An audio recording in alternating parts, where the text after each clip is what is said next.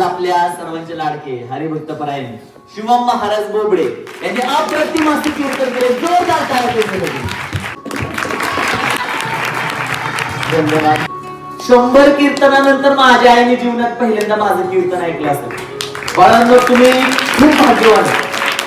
शिवमाऊलींच्या मामांनी सांगितल्या प्रकारे किंवा त्यांच्या मावशींनी सांगितल्या प्रकारे की मी पालकांना पण हेच सांगेल की तुम्ही नक्कीच दुःख सहन करताय. आपल्या मुलांचा दुरावा सहन करणं नॉट अ जोक. पण तुम्ही तुमच्या लेकरांना अतिशय उच्च ध्येयाकरिता या ठिकाणी समर्पित केले. म्हणजे ज्यावेळेस भगवान श्रीकृष्णांना अक्रूर घ्यायला येतात, घेऊन चालले होते, अक्रूर जात असताना त्यावेळेस भगवान श्रीकृष्ण भेटायला आपल्या यशोदा मातेला गेले.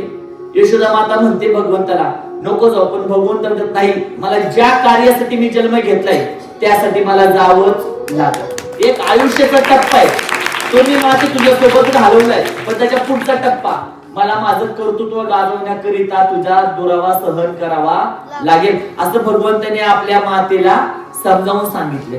आणि भगवंत जायला लागले. यशोदा मातेला शेजारच्या महिला येऊन सांगते ते अगं तुला कळतं का कृष्ण निघून चाललाय आणि तो पुन्हा येणार नाहीये, तुला काय वाटतं का नाही, तुझ्या पोटचा गोळा निघून चाललाय. त्यावेळेस त्यांची माता म्हणते माझा कृष्ण जरी निघून चालला असला तरी पण तो राष्ट्राचं हित करण्यासाठी चाललाय आणि राष्ट्राचं हित होणार असेल तर मी माझ्या लेकराचा दुरावा सहन करायला कधी पण तयार आहे.